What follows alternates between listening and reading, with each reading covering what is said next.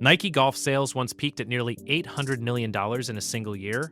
Nike built an entire clubs, balls, and shoe empire around one athlete, rode it to the top of the golf industry, and then quietly walked away from the whole thing without ever really admitting defeat in public, all while the company kept getting bigger and richer in almost every other category it touched. Here's the part almost nobody remembers correctly. Nike didn't walk away from golf because it stopped caring. It walked away while making more money than ever before, in a company worth over $180 billion, from a division that had been bleeding cash since the very first year it existed. For 2 decades, that math simply didn't matter. And then, one Wednesday morning in August of 2016, it suddenly did. By the end of this video, you'll understand exactly how one of the biggest brands on the planet built an entire golf empire from nothing. Why it spent 20 straight years losing money on purpose to keep that empire standing, and why it finally walked away from the very product line that built its name in the sport in the first place. This is how Nike built a golf empire, and then walked away from it. And the twist is, the walkaway started years before anyone outside the company noticed a thing. Let's get into it. To understand why Nike Golf's collapse actually mattered, you first have to understand how unlikely its rise was in the first place. In the mid-1990s, golf equipment was a closed, traditional business.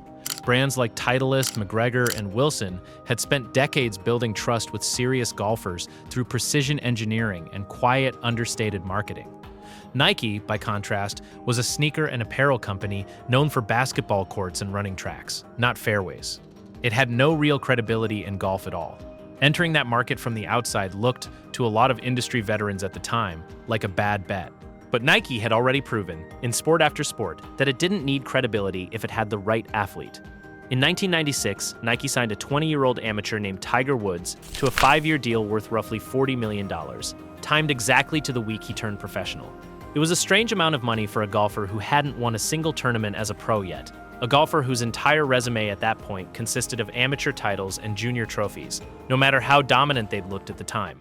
Tiger's own introduction to the sports world, at his very first press conference, became the tagline of Nike's first ad campaign built around him. 2 simple words that put the entire golf establishment on notice. Here's the part that's easy to forget now. At the time, this deal looked like a gamble. Almost nobody expected to pay off this fast. Golf executives who'd spent decades in the sport openly questioned whether a sneaker company had any business signing a golfer to a contract that size. Nike wasn't just betting on a talented amateur. It was betting its entire golf strategy on the idea that this one 20-year-old would completely rewrite what golf was allowed to look like, at a moment when nothing in his professional record had actually proven that yet. Then, in April of 1997, Tiger won the Masters by 12 strokes, becoming the youngest champion in the tournament's history. And suddenly, the bet didn't look crazy anymore. It looked like the smartest marketing decision in sports history, and every other apparel company that had passed on him a year earlier was left watching from the sidelines. Nike moved fast. That same year, the company released Tiger's first signature golf shoes. Then in 2001, it made a much bigger move. Nike began manufacturing its own golf clubs, entering a market it had never competed in before, built entirely around convincing golfers that the same swoosh-dominating basketball sneakers could now dominate a driver too. Tiger's game only got scarier in the years that followed. A dominant stretch of majors between 2001 and 2005 turned him into arguably the single most famous athlete on the planet, and Nike's golf business rode that fame upward year after year. Apparel, shoes, balls, clubs. An entire ecosystem built on the idea that if Tiger Woods trusted it, golfers everywhere should too. But here's the twist nobody outside Nike's finance department knew about at the time. Even as the brand's visibility exploded, the actual equipment business underneath it was losing money. Every year. Quietly.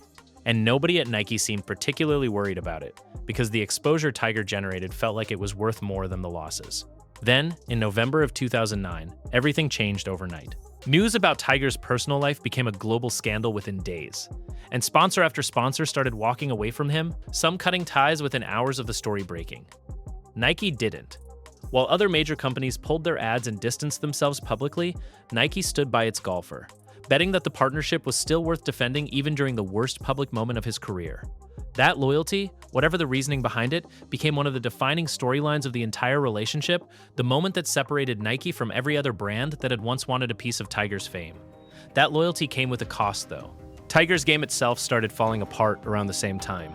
Injuries piled up, multiple knee surgeries, back surgeries, long stretches where he barely competed at all, sometimes disappearing from tournaments for the better part of a year with no clear timeline for when or if he'd come back at full strength. And every year Tiger spent hurt or scandal-battered was another year Nike's golf equipment business kept losing money, propped up almost entirely by a superstar who could no longer reliably win majors, let alone show up healthy enough to compete every week. You'd think that combination, a struggling equipment line and an injured, scandal-tied spokesperson, would have been the moment Nike pulled the plug. It wasn't. In 2013, Nike doubled down instead, signing a new golfer to a stunning 10-year, $200 million contract.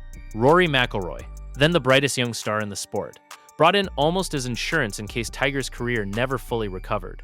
It was a remarkable vote of confidence in the entire golf business, coming at almost the exact moment that business had every reason to look shaky. That same year, Nike's golf equipment sales actually hit their all-time peak, just under $800 million in a single year. On paper, it looked like the exact opposite of a business in trouble. Here's the uncomfortable truth hiding underneath that peak number, though. Nike Golf wasn't profitable. It had never really been profitable. Years later, Nike's own leadership would admit the equipment division had lost money essentially every single year since it launched, propped up entirely by the marketing value of the athletes wearing it, not by the quality or sales performance of the clubs themselves. The company's own leadership was remarkably blunt about why. Years later, then CEO Phil Knight admitted flatly that Nike had lost money on golf equipment and balls for 2 full decades, and that the following year wasn't shaping up to look any different. 20 years of losses. Not a bad quarter. Not a rough patch. 2 full decades of a business unit that never once turned a real profit, quietly propped up because of what it did for the brand's image everywhere else. It's a remarkable admission from a company that size, essentially confirming that an entire product category had existed for 2 decades purely as a marketing expense dressed up as a business. And here's the part that made the decision genuinely strange to watch from the outside. Nike didn't leave golf. It just left the part of golf that actually required building a good product. What Nike kept was almost more interesting than what it gave up. The company continued selling golf apparel and footwear, and it kept signing golfers to sponsorship deals, just without ever handing them a Nike-branded club or ball again. Rory McIlroy switched to TaylorMade clubs.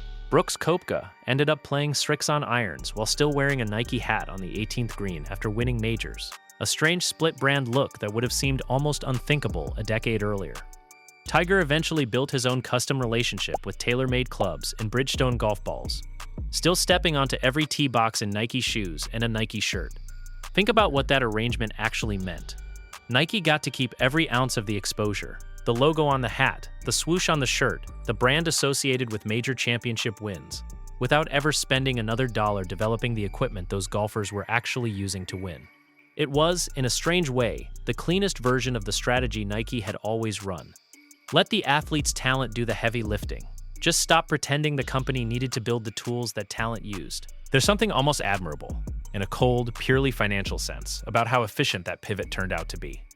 Nike had spent 2 decades subsidizing an equipment business that lost money every single year, all in service of exactly this outcome.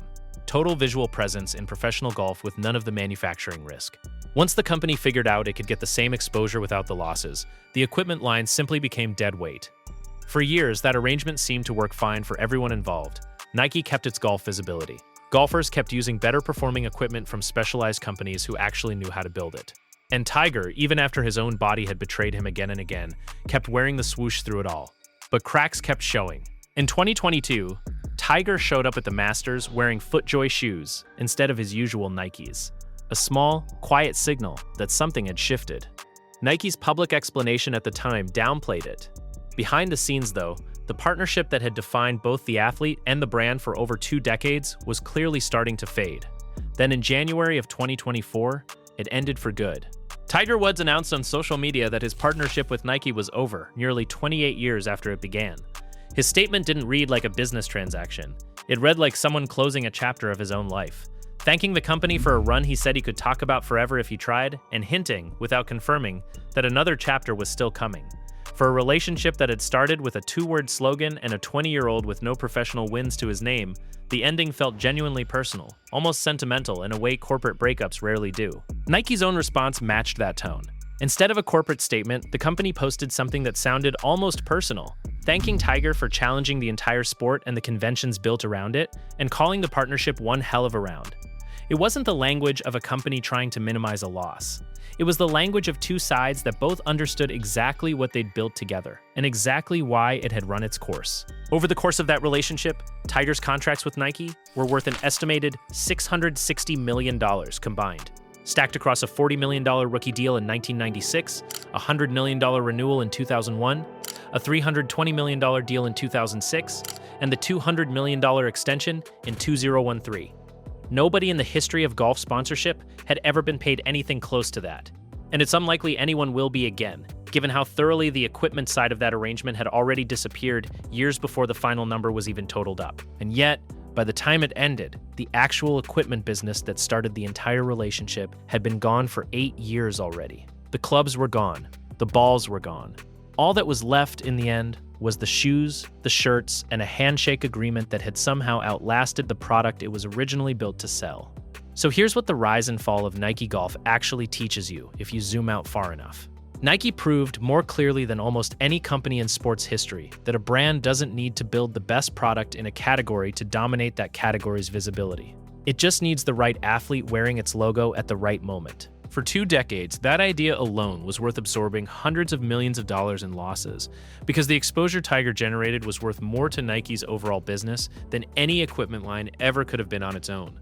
Every time Tiger pulled on a Nike hat and hoisted a trophy, the company was getting a form of advertising no amount of traditional marketing budget could reliably buy, and for a long time, that alone justified an entire money-losing division. But that same idea has a hard limit. Eventually, the losses catch up, the athlete ages out or gets hurt, and the underlying product still has to be good enough that somebody wants to actually play it. Nike Golf never solved that second half of the equation. It built one of the most recognizable golf brands on earth around a person instead of a product. And when that person could no longer single-handedly carry the balance sheet, the equipment business simply had nothing left to stand on. No engineering advantage, no manufacturing edge, no reason for a golfer to choose it beyond the name attached to it, and once that name stopped being enough, there was no second pillar to fall back on. If you've ever wondered why Rory McIlroy tees off in a Nike hat while swinging a tailor-made driver, or why some of the biggest names in golf still wear the swoosh without ever touching a Nike-made club, now you know exactly where that arrangement came from, and exactly what it cost to get there. But Nike's golf story isn't actually finished. The company kept its apparel and footwear business running, kept signing young stars like Nelly Korda, and never fully closed the door on some kind of return to equipment down the road, if the right opportunity, or the right athlete, ever came along again. Whether that ever happens, and whether Nike ever tries to build a real product business in golf again instead of just renting an athlete's talent, is a question the company hasn't answered yet. That's a story worth watching for. If you want to see how Nike's broader sports business has handled saying goodbye to its biggest athletes, stick around, because we're breaking that down next. Nike built a golf empire on the back of one athlete who'd never won a professional tournament, spent 20 years subsidizing that empire with losses it never talked about publicly, and then walked away from the very products that built its name in the sport, all while keeping every ounce of the visibility that empire had earned. That's why, decades from now, Nike's golf story will always be remembered in 2 halves: the swoosh that built an empire on borrowed time, and the swoosh that walked away and kept winning anyway.